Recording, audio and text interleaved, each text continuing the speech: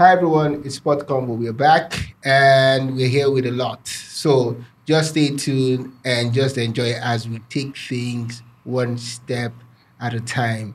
How did you miss us? I believe you did miss us. You know, there were a lot of things happening in the country that we don't want to get into that conversation now. But we are here, a lot to discuss. And who do I have here with me? Oh my God, he's returning.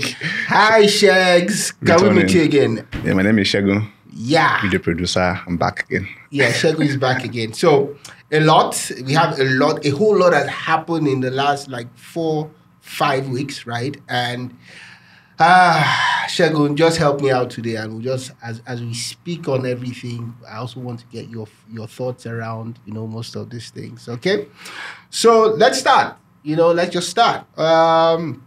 Roberto Martinez, the former Belgian national coach, has now been announced as the Portuguese coach. Okay. and all that. And there was this conversation, after the World Cup, Portugal lost to Morocco. Everybody saw how, Ronaldo was crying that day. He left the field and all that. And there was the question, will he come back? Won't he come back? And all that. He showed up. He scored 2 goals and now makes him the guy with the record appearance for national team. So just a question for you. Did it make sense to bring Ronaldo back into the team? He didn't leave the team in the first place. I don't know. I'm just checking. He didn't leave. I think it was just that. Because there was this, the way it walked off.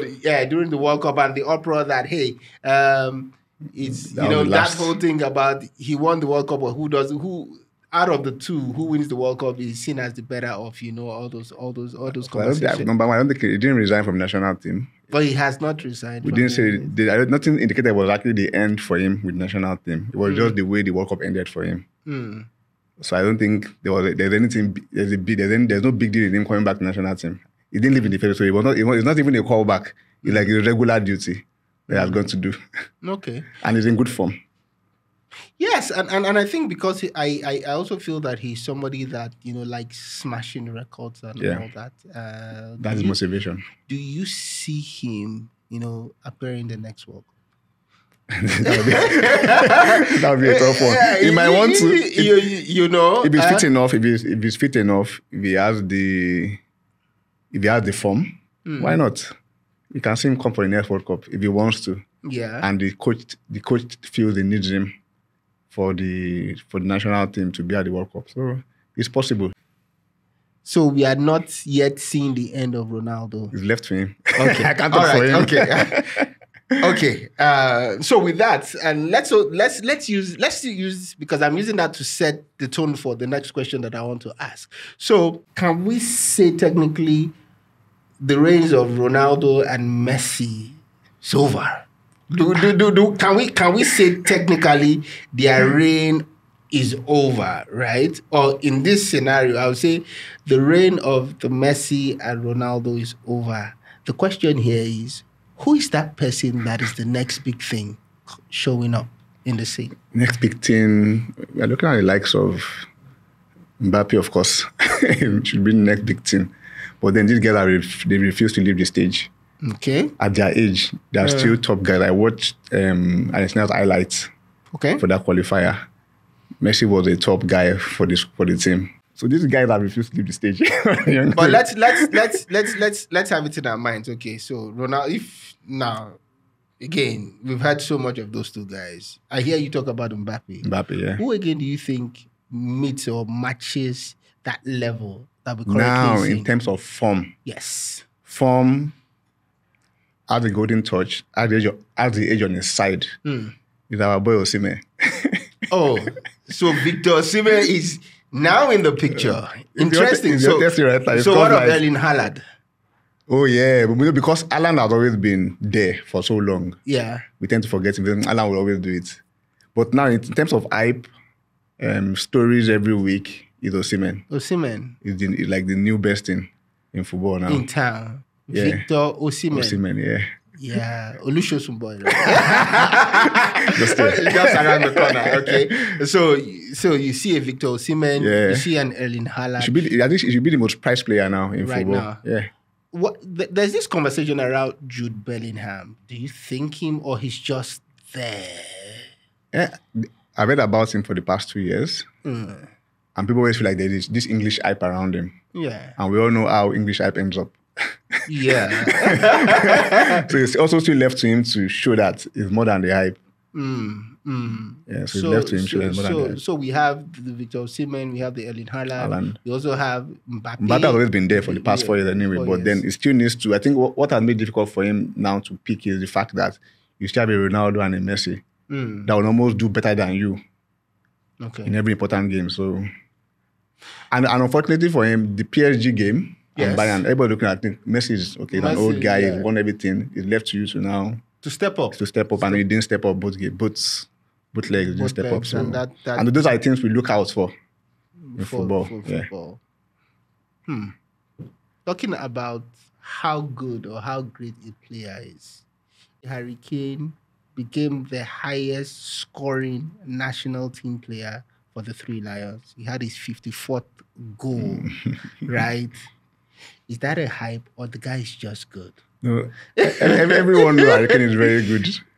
Oh, really? He's very good. That's the truth. He's a very good player. And so he surpassed Wayne Rooney. For the longest time, they got to the final of the Euro. They didn't win it. Yeah. He's played the Champions League final. He has always tried to push his team, and that's why he stayed with them for. So even when he was meant to leave, he didn't leave. He stayed with the team, trying to help them win something. I think he's a very good player. Like, in fact, he's a great player. So interestingly, he hasn't won any title. Unfortunately for him. So how do you say somebody is a great player? Because again, it's how we measure the greatness of a player. So, we talk about Ronaldo, we talk about Messi, we say, because the number of titles they have won. Yeah.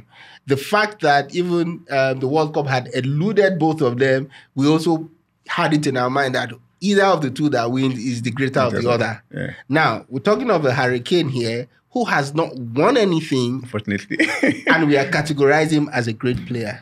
For Tottenham, and for the fact that he's the highest scoring player now for the English national team, England always recognize him as that he's a great player for England.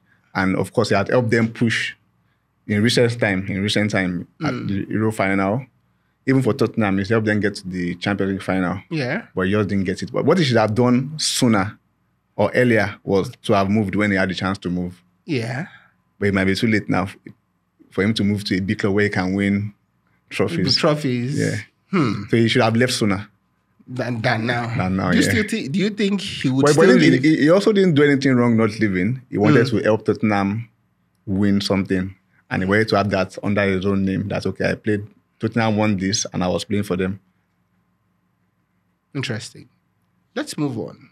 This is a very interesting question that I'm going to share with you. And, it's on SportsConvos, and where we always keep these conversations open. And guys, if you also want to join us in the conversation, everything that we have been talking about since we started, what do you think about Ronaldo joining or coming back into the national team of the Portuguese national team?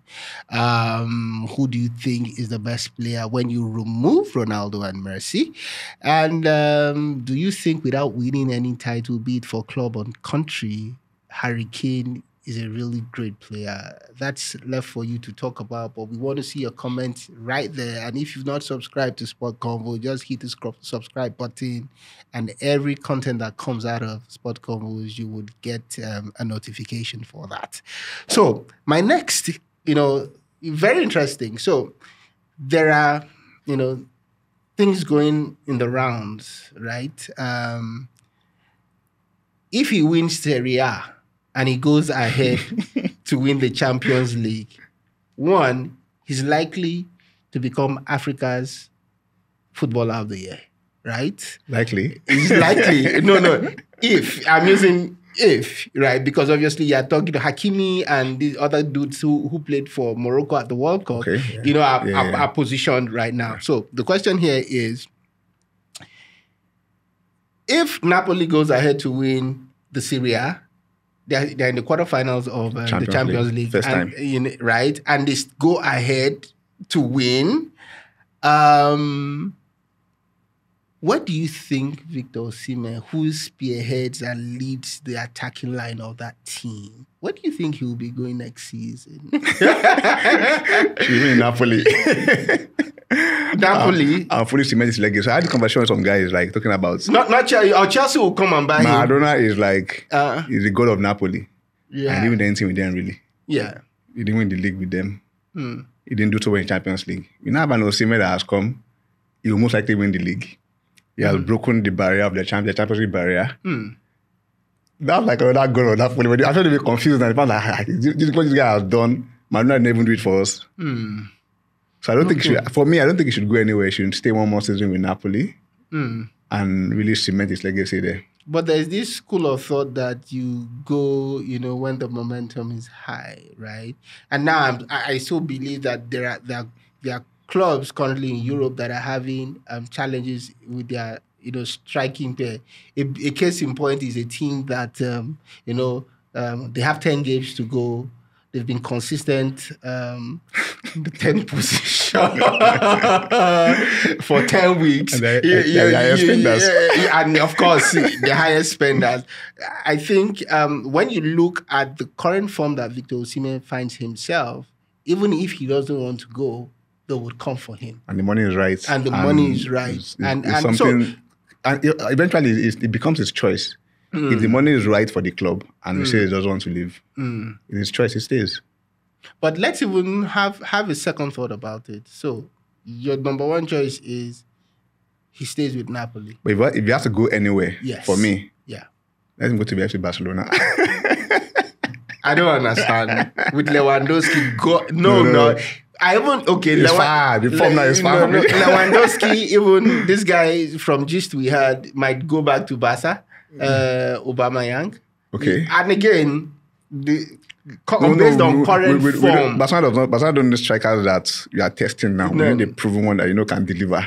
Why don't you? At least 2.5 go per 2 games. So think about it. Benzema is aging. Does it look like a replacement for him? Yeah, so those are the guys that will come with the money and you cannot say no to them. Those are the kind of clubs that will come for you wherever you are.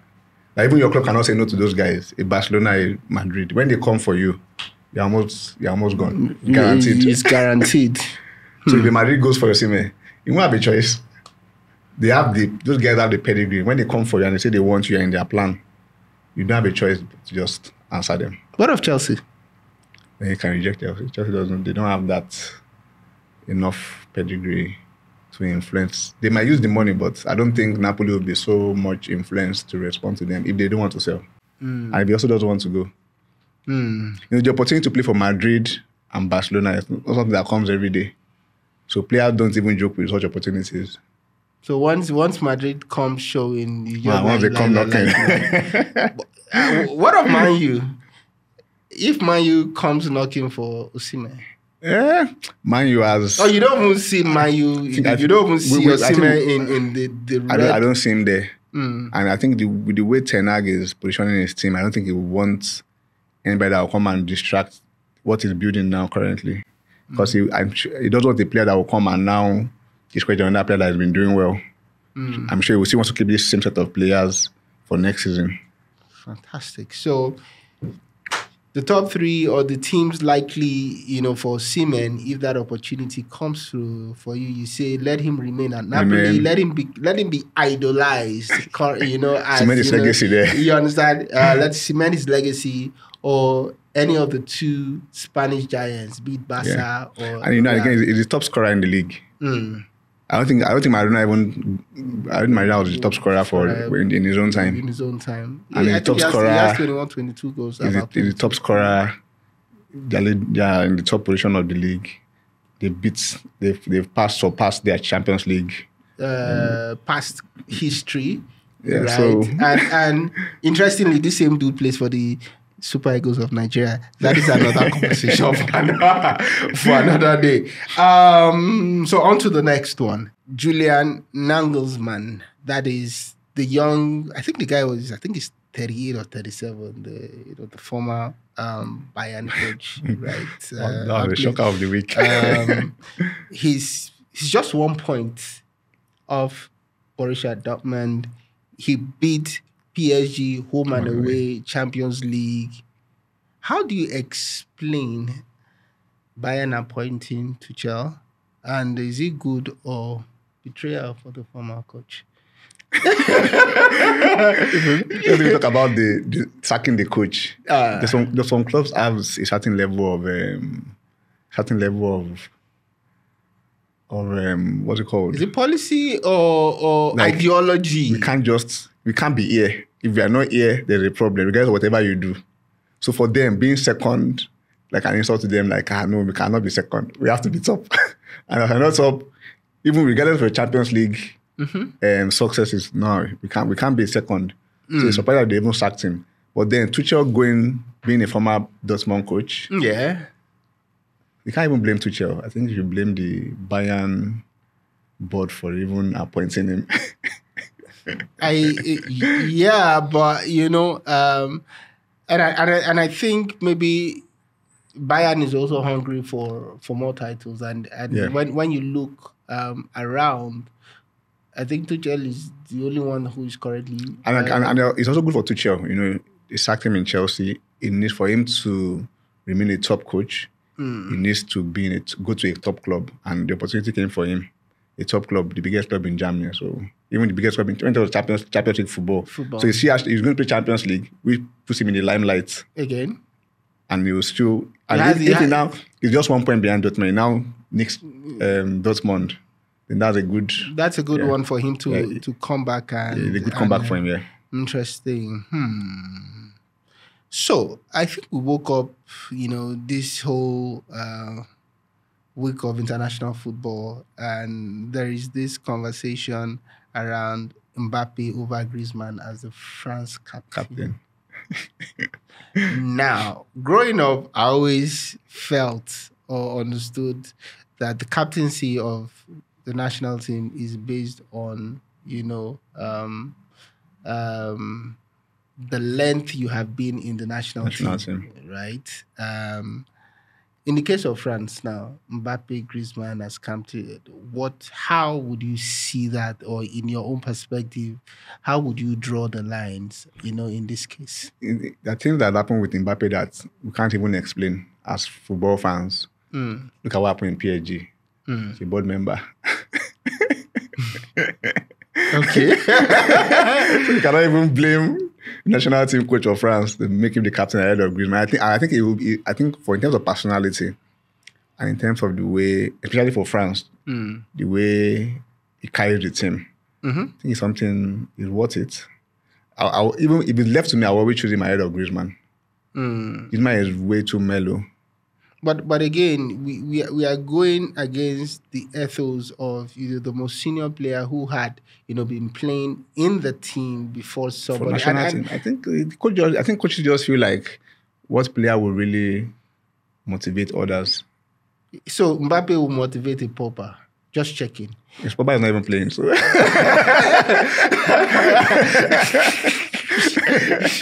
Mpappe's the footballer. Okay.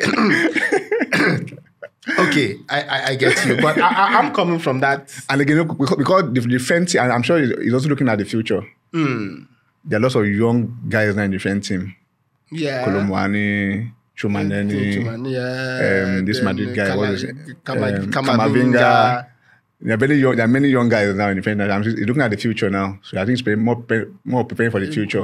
I don't think Grizmann will be there for the next Euro or the next World Cup. So rather he starts with this guy to be the leader of the new generation. New set of guys coming. Yeah. I think that is well taken. So Mpappe, very interesting. And I think he's still below 20. Is it 24, 25? Yeah, still a very young guy. He started way too early. I was also looking at Donnarumma, the Italian goalkeeper. And I just say he's still 24. No, when these guys start very early and they play high-level football that early, you tend to forget their age. Like Mpappe won the World Cup 4 years ago, at 19. Yeah. And he played on that final 4 years after. 4 years after. So he looks like already an old guy, and he's just very young. So let's as we start, winding now of the show on SportsConvos today. I like talking about this. 10 more games to the end of the EPL. Between Gunners and City, who do you think would go home with the title? Gunners, of course. I said it before. No, I just say it again. Gunners, because so they have the momentum, they are motivated, and they now have something that is very important to win the league. Luck. And look at the Bournemouth game. Yeah. That was like, they were so lucky with time, especially. I will not say cheating, I will say they were lucky with time. Yeah. They got that extra minute and they got the win. And see the way they play, they don't give up. And that's something you've not seen with Gunners in a very long time. Yeah. So I still give it to the Gunners. And I think there are games that they even drop points, and that same week, Man City will drop points too. Yeah. But next month will be April will be a real test for the Gunners to show their strength. So they have, I know, Chelsea, there's Liverpool, there's Everton, there's also Man City somewhere. That would be a good test. That would be a test of their strength. So if for example, I see that's about 12 points. 12 points. If Arsenal comes alive with 9 points of 12, which I see them getting. So you can say, it's a wrap for Arsenal for the title. They can pass if they can get good points in April. Just maybe 9 points, like you said, 9 points, 8 points, 9 points. They are good for the league. I think they have the luck on their side. City will still drop points, guaranteed. Interestingly, Arsenal are out of all other competition. They are fully focused. So they are very focused on this one. So it's looking like England will be, the EPL will be red this time around, and it's going to Arsenal.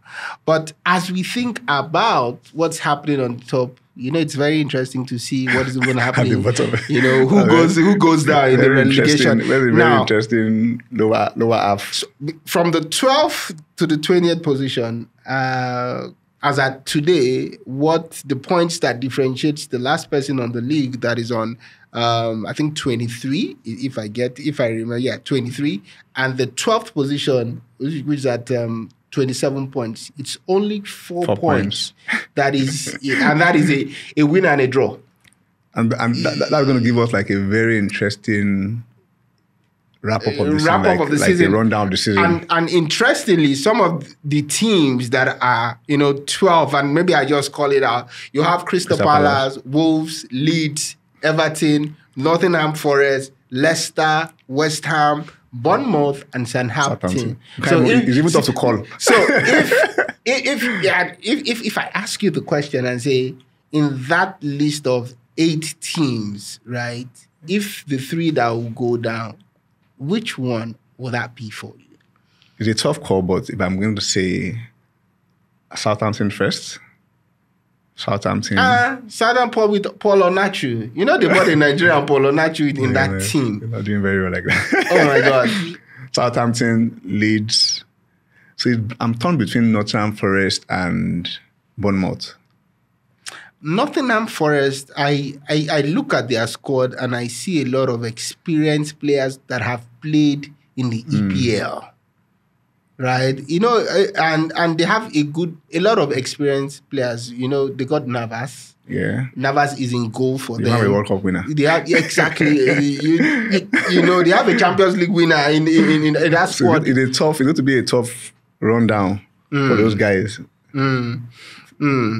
Interesting. So your 3 going down. You said Southampton, Leeds. And I'm torn between Bournemouth and Nottingham Forest. So that's the prediction from Bachego. I feel naturally the way I always look at this thing is I look at the teams coming that were promoted. Naturally, they go down, right? And this season, Fulham is above Chelsea. Yeah. They're on the 9th position now. So I would stick to Nottingham Forest, even though you have 2 Nigerians in that team. I'll stick to Nottingham Forest. I'll stick to Bournemouth and obviously Southampton.